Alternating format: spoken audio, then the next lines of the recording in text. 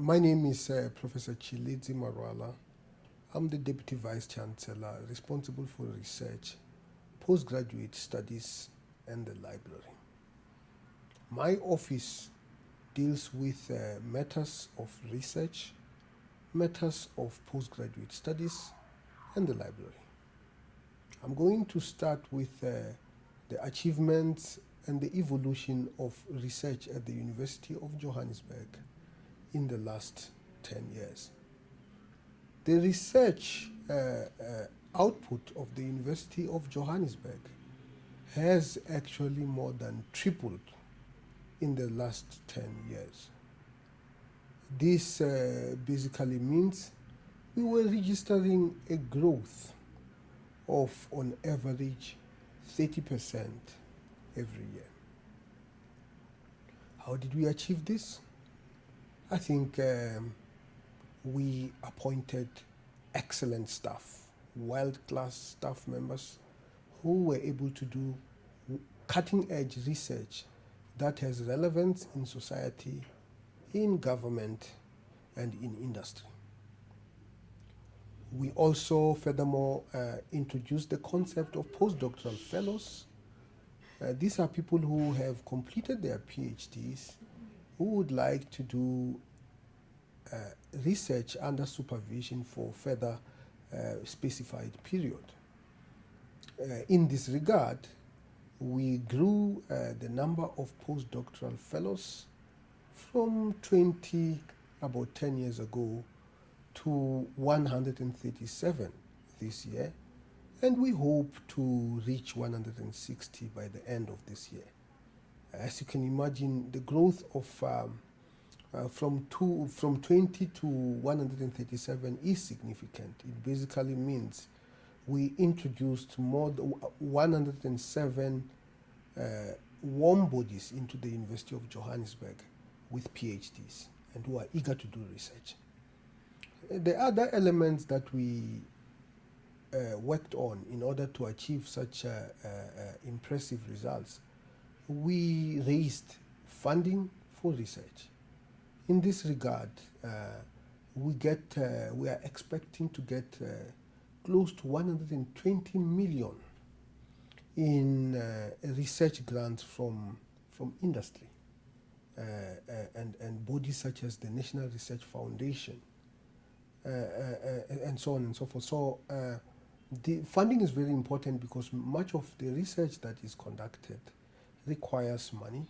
The postdoctoral fellows that we employ require money, and my office play a very, very, very important role on making sure that we have enough money so that we are able to meet our ambitions as the University of Johannesburg. The other element of our research strategy that we had been driving quite aggressively in the last 10 years is the concept of increasing postgraduate students. By postgraduate students, we mean students who are doing honors degrees. They already have their undergraduate degrees, so they're doing honors, or they are doing masters. Those would be the ones who already have honors, or they are doing doctoral qualifications. Those will be people who already have master's qualifications. That number has also grown profoundly.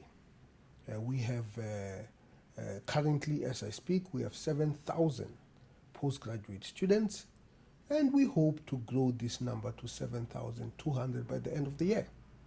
Very, very important because especially at the master's level and more importantly at the doctoral level, these people actually do research, and that research that they do end up as publications, and those publications are reflected by the tripling of our research output in the last 10 years. The other element that is obviously quite important is taking research into innovation. Very, very important for us. In this regard, the University of Johannesburg does have a company called PTIP, which deals with thin film solar panels, manufactures them in Stellenbosch, and it actually started as a research project in the lab. And we hope that this company is going to employ many more people so that we can be able to contribute towards socio-economic development of the country. Furthermore, we have also established the resolution circle, which is based at the Nano building, and it's going to be moving towards where the Auto and General building used to be. They also have a mandate to take industry and bring it to the university, take ideas from the lab to industry. They form a very, very critical link between university and industry. In addition to that, we also have the technology stations. One of the technology stations deals with the foundry industry. So there again, knowledge dissemination, taking ideas from the lab to the foundry industry. We also have another technology station which deals with renewable energy, process engineering, environment, energy, and so on and so forth. And these two technology stations are generally funded to the order of, on average, 8 million rands from the Technology Innovation Agency. This is in addition to the resources that they actually galvanize by doing what they do, by operating the business they do, helping industry understand problems better and helping industry solve complex problems. Now, my division also obviously has library in it, and library is actually the heartbeat of research. Because in order for you to be able to come up with new knowledge, you ought to know what knowledge already exists. And the library comes into the picture. Journals subscription will be done by the library so that our academics have access to the latest information that is available in whatever discipline they actually are working on, and so on and so forth. And our students obviously also use it quite a great deal for undergraduate studies, for their courses, some of them postgraduate courses. So the library is very, very important. And in this regard, we would like to create the library of the 21st century. More e-books, for example, more understanding of the researchers. I think the computer scientists called recommender systems. You probably have seen it in Amazon. It captures your profile.